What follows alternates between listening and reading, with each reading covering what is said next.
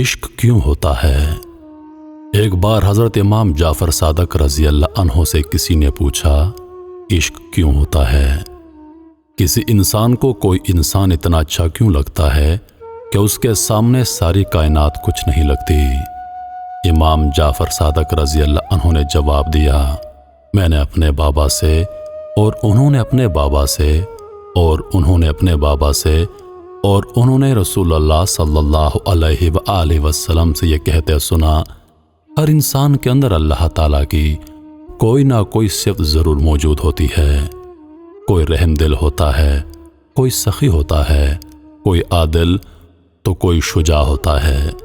انسان اپنے اندر پائے جانے والے اوصاف کی خوشبو کسی دوسرے میں محسوس کرتا ہے تو اس کی طرف مائل ہونا شروع ہو جاتا ہے اور اس سے بات کرنا، اسے دیکھنا اور اس سے ملنا اسے اچھا لگتا ہے۔ اسے یہ لگتا ہے یہ میرا اور میں اس کا ہوں۔ دراصل وہ خود کو اس میں اور اپنے آپ میں اس کو دیکھتا ہے اور ہر جگہ اس کی کمی کو محسوس کرتا ہے اور وہ چاہتا ہے کہ وہ ہر پل مجھ سے راضی رہے۔ اسی کیفیت کو زمانے والے عشق کہتے ہیں۔